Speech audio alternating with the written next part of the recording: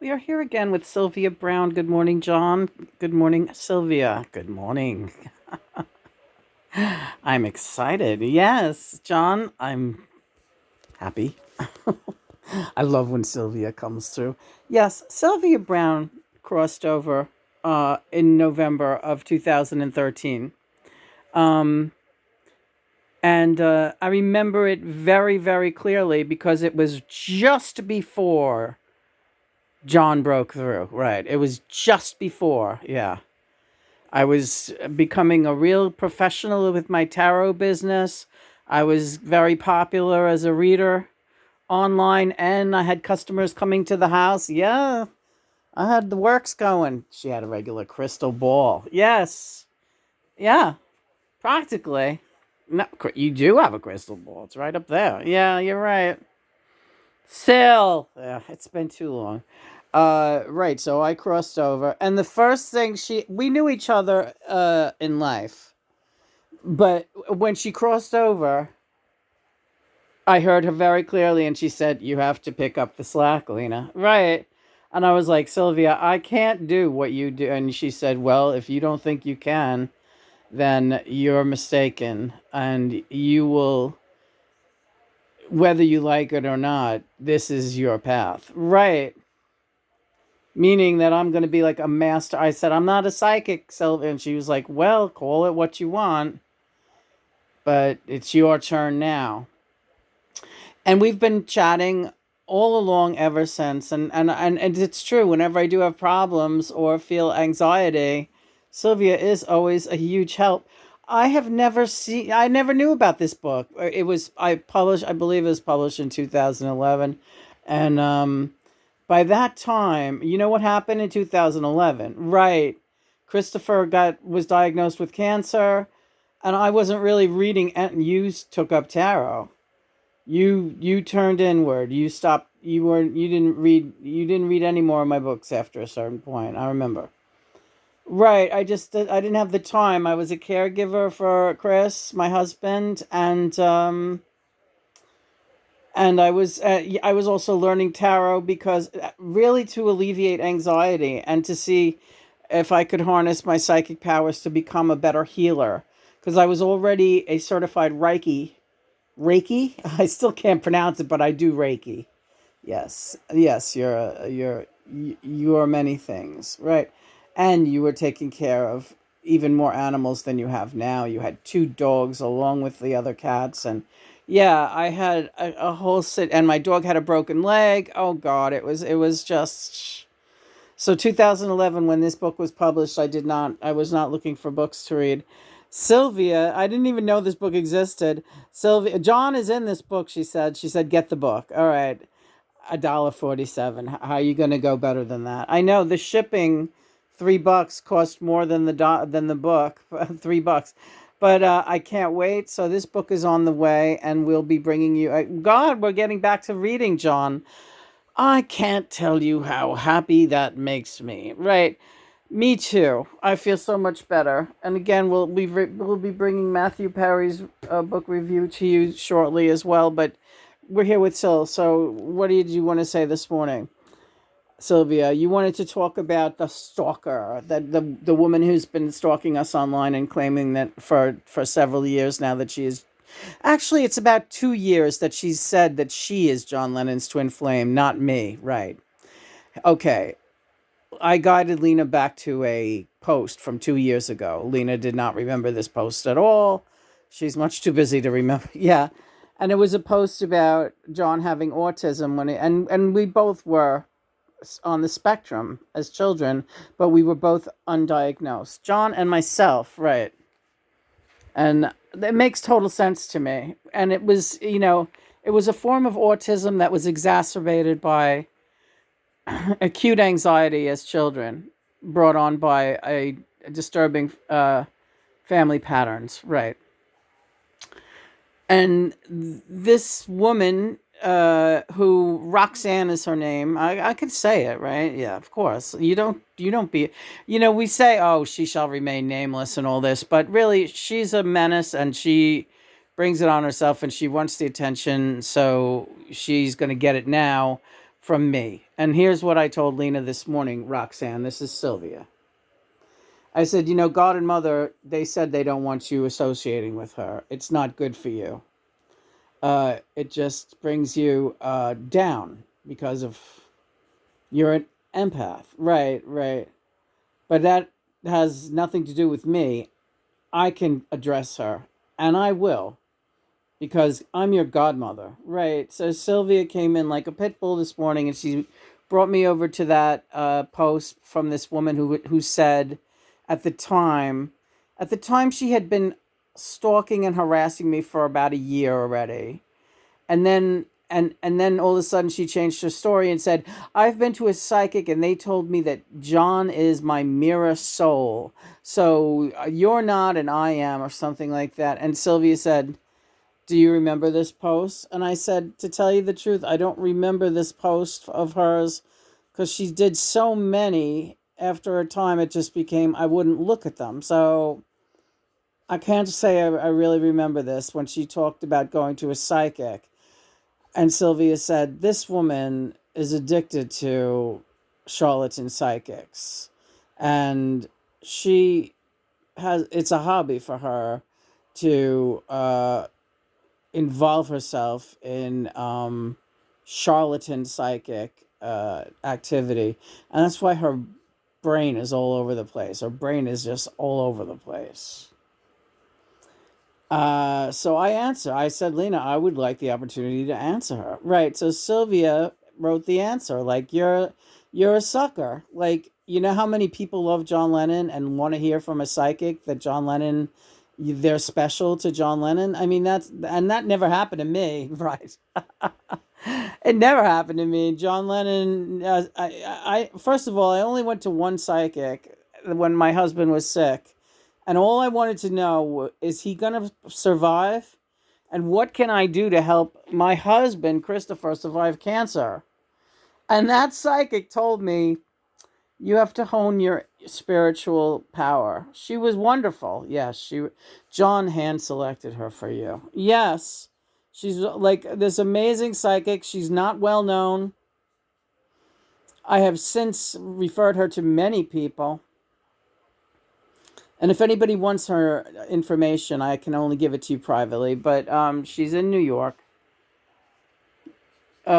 She's a little bit, maybe my age. Anyway, go ahead, Sylvia. I'm losing track. John hand selected that psychic to you. You were at the last minute invited to a psychic party at a very old friend's house, and he was in the hospital, and you were at your wit's end and very scared of losing Chris and losing your mind. And your friend said, let's go to the psychic. It'll be a night out. We'll have some wine. And that's exactly what I did. And I remember I was very emotional. I was crying. I was like, I just don't want to lose him. He is my best friend. I do not want to lose him. Right. And the psychic told me I was going to be fine. They told me my grandmother came through, my nanny. She said, you're a good girl. God's not going to let anything bad happen to you. And it was a very positive reading. There was no mention of John Lennon. That's the kicker, ain't it? There was no mention of John Lennon. Although I did see her later at another function, and I told her about my connection with John, and she just raised her eyebrows and said, well, I'm not really surprised for some reason. You look like him.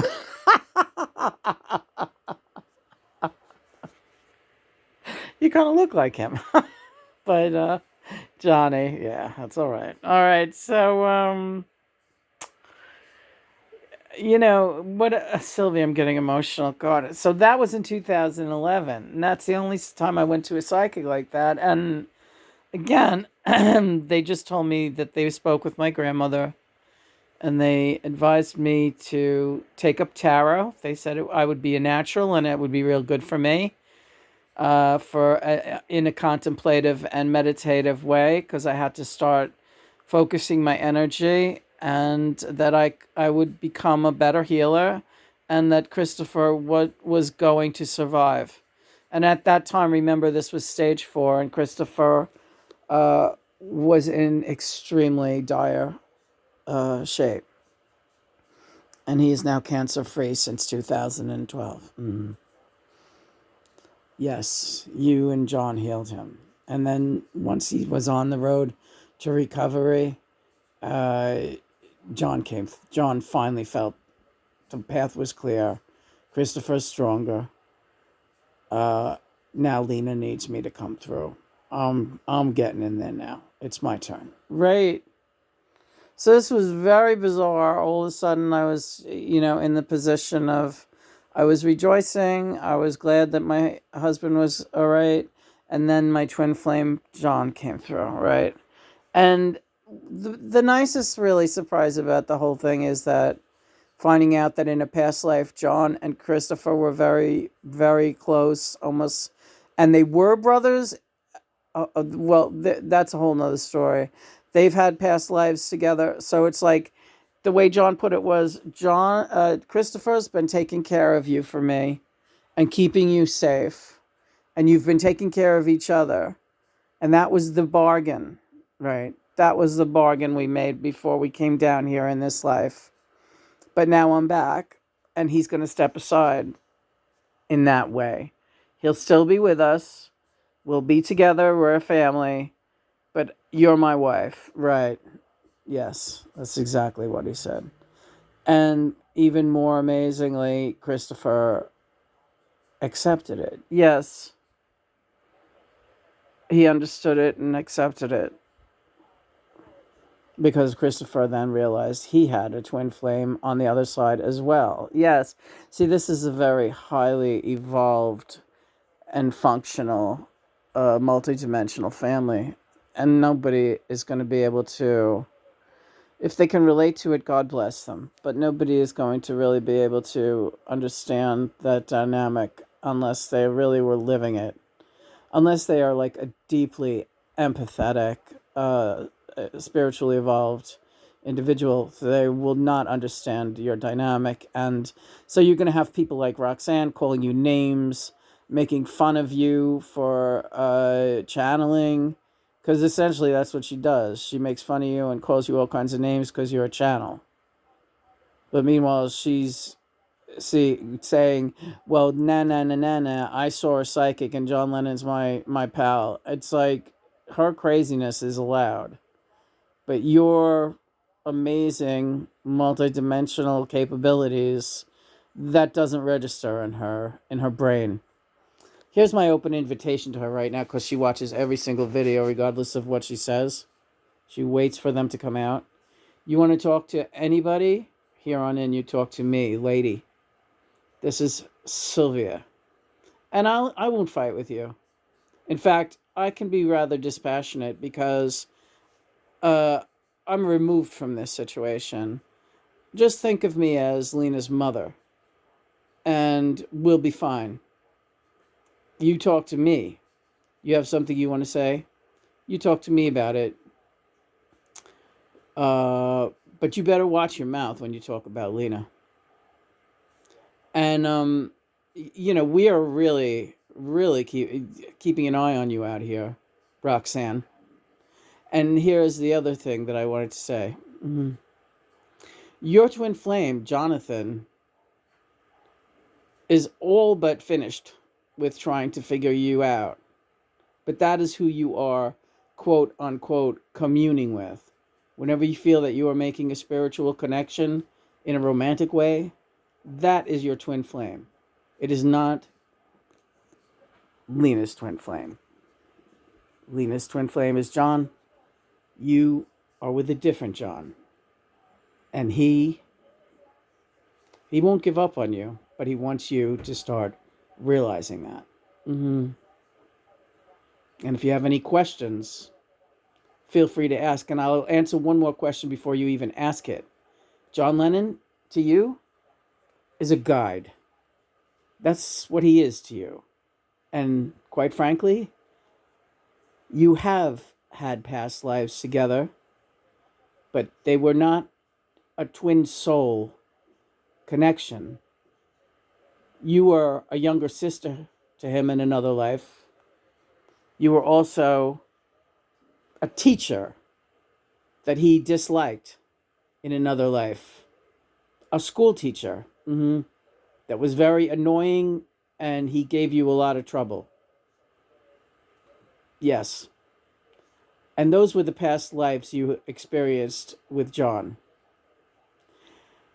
He became your guide in this life for one reason and one reason only: to guide you on the twin flame journey and to find your twin flame with the help of Lena, his twin flame. That is what they do as a team. They connect other twin flame couples. But you know that. But I'll tell you again